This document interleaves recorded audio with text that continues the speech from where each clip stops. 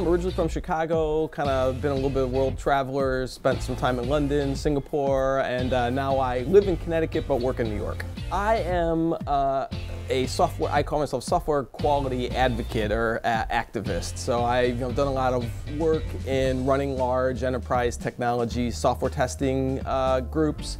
Right now I work for a company called Techmark Global Solutions. I run their software quality practice. So we do things like management consulting around test process improvement, do project work around test automation or delivering teams. We'll also do some training and mentoring work as well.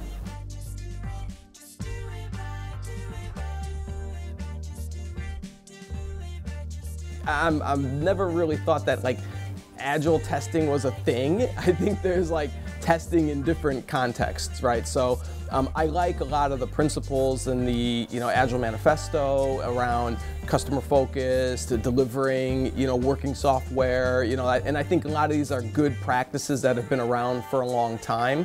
It's really easy to, in our business and particularly technology, to get into kind of buzzword bingo-y, models, but I like the idea that's been around for a long time around testing early as often as possible, testing your ideas and trying to really understand why you're testing, right? That testing is an information-based science and there's reasons why we test something, and focusing on that I find kind of universal. So really looking at testing as kind of basic principles is where I see it fit into this. And I actually probably surround myself with people who are mostly identify with folks who have that same kind of ethos and principles.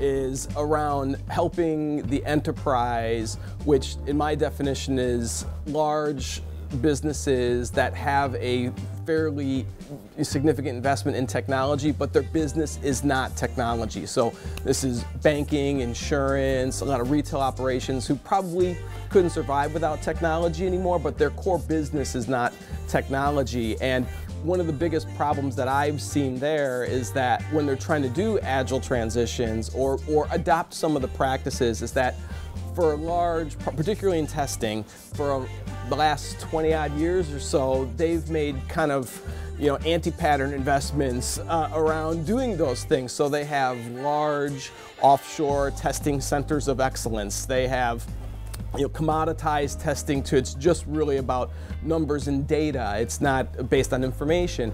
And so how do they fine-tune their process, or how do they reinvest to get more value out of their software testing team or approach without completely throwing the whole baby out with the bathwater, right? So and there's a lot of really bad information in our industry, and I'm kind of a fairly vocal and harsh critic of our business about this automating everything, right? There's a lot of people talk about bug-free software still. I mean, even today, and this gets in the repeated in the echo chamber of the technology business, and people hear that and think, well, why aren't we still quality means zero defects, right? And why isn't that happening? Or we've invested all this money in automation, and all our testers should be coding, but yet we haven't fired anybody yet, or my operational costs haven't gone down, or we're not faster.